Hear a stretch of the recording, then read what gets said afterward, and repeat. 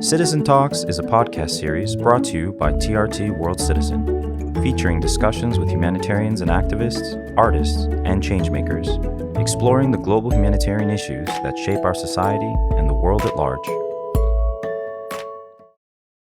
Hello everyone and welcome to another episode of TRT World Citizen Talks. My name is Hatice Keskin and today I am joined by Dr. Ghassan who is a distinguished British Palestinian professor of surgery and plastic and reconstructive surgeon. I'm just going to start. Thank you first of all I know you came directly, you landed to Istanbul. Welcome to Istanbul. Thank you. And then welcome to TRT.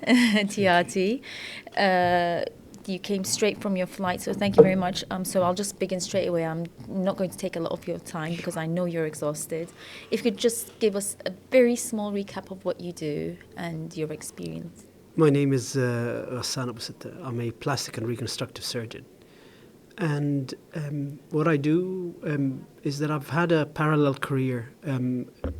In addition to being a mainstream plastic surgeon, currently with a clinic in London, I have been a war surgeon for now almost 30 years. I've worked in most of Gaza's intifadas and its wars, and also in the war in Yemen and in Mosul and in Syria. And this current war in Gaza, I went into, worked at Shifa Hospital and at Al Ahli Hospital. So you're also the founding member of Inara, which is an organization providing medical assistance to places of crisis. Can you talk about what inspired to initiate such a crucial humanitarian effort?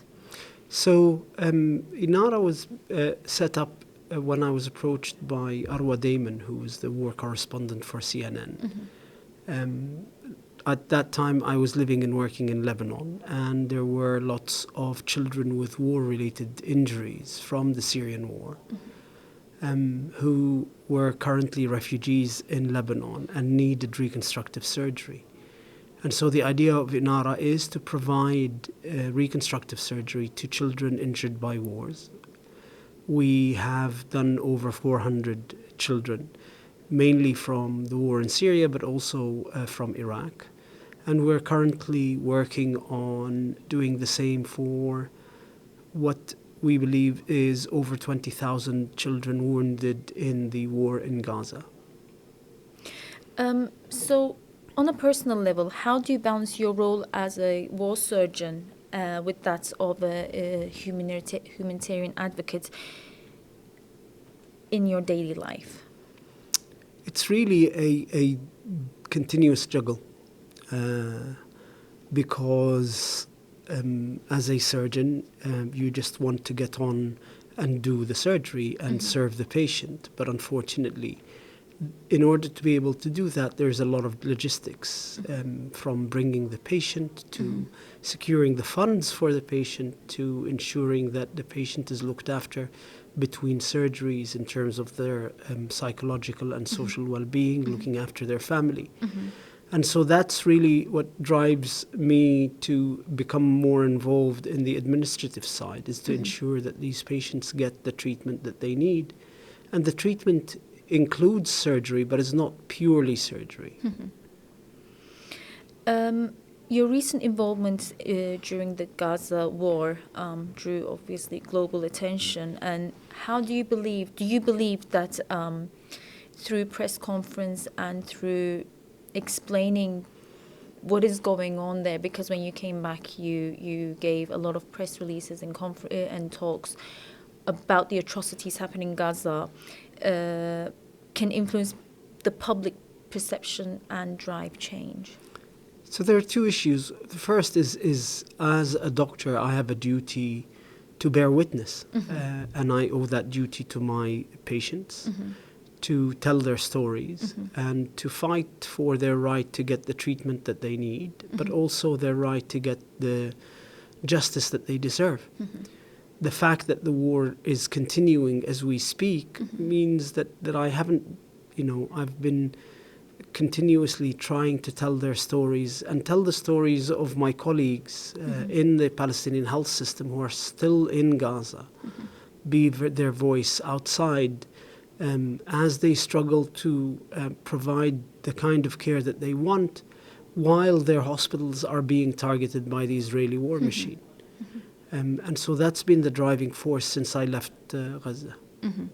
Do you think that there are some comments regarding the effect of social media on delivering messages? Do you think that social media or individuals sharing the news that they find or your stories on social media have an impact on the global audience at large? Do you think we should continue sharing? I believe that what we're witnessing in the West, in Europe, in the UK, in the United States, of the shift in public opinion is a result of these social media, particularly in the age group that's younger than 30, who really rely on social media for their news, unlike the older generation that take their news from the standard Western media, such as BBC or CNN. This generation looks for its news in social media. And I think what they want is to hear other people's stories rather than analysis, or, they want to be left to draw their own conclusions. And what they want is for you to tell the story of what you've witnessed. I think it's also more effective on a personal level as well. Instead of seeing politicians analyze the events, seeing the persons that are directly affected by the consequences of war becomes, I think people can empathize with them further. When they see a mother automatically empathizes with that mother or a father or a child or a sister. What about the role of international collaboration addressing the health consequences of war? Do you think that, how do you see the role of international cooperation? Well, unfortunately, it's had its limitations. A lot of these organizations have worked within the limits that have been set by the Israelis rather than within the duties set out by international law. And so we've seen a failure of the UN to properly intervene. We've seen a failure of multiple international agencies to properly intervene and fulfill their duty towards the Palestinians because they've accepted to work within the rules set by the Israelis. Can you share your most memorable success story when you were in Gaza? Because I know the limitations that you faced, but I'm sure there is positive stories as well. For me, the positive stories have been they've come out of the pure dedication of the medical staff in Gaza.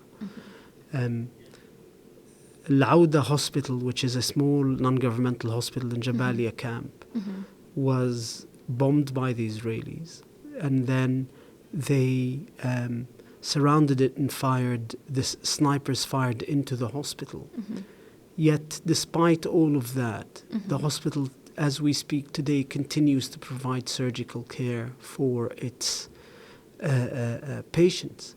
The same with the Ahli Baptist Hospital. It was bombed by the Israelis and then attacked several times, to the point where the Israelis sent these quadcopter drones into the hospital. And yet, as we talk, it's still struggling to provide the kind of service. And it's this victory of the dedication and the will of the Palestinian health workers in the face of the Israeli war machine that fills me with hope that there will be an end to this nightmare. Hopefully that we all pray for that. So coming towards the end, how do you navigate the ethical considerations of providing medical care in conflict zones, especially when you're faced with challenges like, for example, resource shortages? Particularly this war, where the number of wounded was so overwhelming. I mean, we now, at the height of the Palestinian health system, it had 2,500 beds. And now it has 60,000 wounded. So you can see this is not taking into account the fact that a big part of the system has been destroyed by the Israelis. And so every day you were having to make more and more difficult decisions about what surgeries you can provide, what patients you can treat, who you can save, who you cannot save. And it was a very difficult decision that got more and more difficult as the resources became shorter, as we ran out of medication, as we ran out of medical supplies. One was unable to help patients that would otherwise be treated in a normal situation because you just didn't have the resources to treat them. What about coping with mental well-being? I mean, in places like in conflict areas, unfortunately, I'm sure there are a lot of doctors who want to help, but they're not sure about the weight of the events. I mean, the things we see online are enough to cause a trauma. How did you manage to overcome the mental heaviness of all this, the mental weight of all this? When you're there, you're driven by the adrenaline, by the sheer number of patients you need to get through, the operating that you get through. But even then, there are moments of despair when you just feel that there's nothing that you can do to stop this continuous tsunami of wounded and dead. When you come out, it does take its toll on you, and you need to give yourself the time and the space to heal. As you said, it's a traumatic experience, and you try to kind of recover from it as much as you can. So, do you have like any recommendations for people who are willing to go there? My recommendation is that when you do come out, you need to go and seek professional help before you feel that you need to. You have to accept that, as everything else, this is an injury. This is an injury like a physical injury that needs treatment, and you need to kind of see people before you start developing the symptoms. What about the aftermath of war? What do you think are the necessary... What you just said also applies to people who are victims of the war. They're not only physically injured, they're also mentally injured as well. How do you think that the international healthcare system or the international organizations should approach the aftermath of the war? Well, first of all, we need to stop this war. I mean, this genocide is continuing as we speak.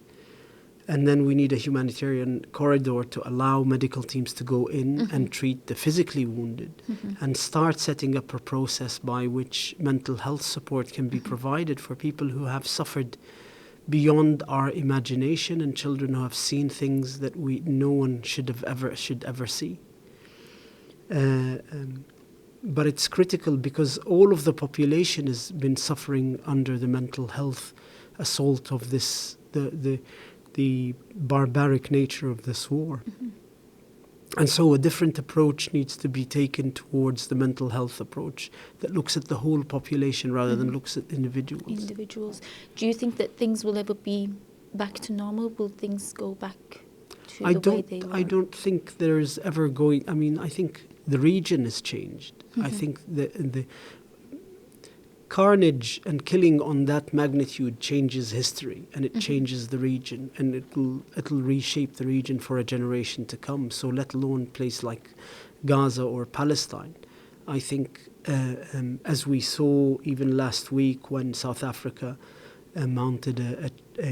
took Israel to the International Court of Justice, the world is changing as a result of the barbaric nature of this assault on Palestinians, and I think everything will be different. Definitely, I agree. I don't want to keep you long, but before we finish off, do you have any last words that you'd like to say to us? I think we have to continue the fight to stop this war. I mean, every day between 150 and 250 Palestinians are still being killed. And unless that genocide is stopped,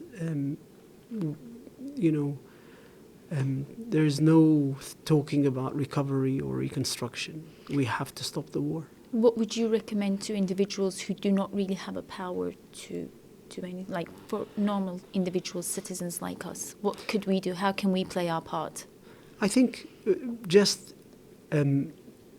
making our voices heard in whatever form it is available to us means that these crimes are not committed in our name. Campaigning in whatever means that is possible means that, you know, either through the humanitarian organizations or through political means, that people on the other side in Palestine hear your voice and know that they're not alone. That's very important. Like you said, it's not just about reaching out to the organizations to stop the war, but also reaching out to the Palestinians to show that we are by their sides and we are supporting them. Thank you very much. Thank you for both coming here and also your dedication and your hard work in Gaza as well. We really do, on behalf of everyone who support Palestine. Thank you for your efforts as well.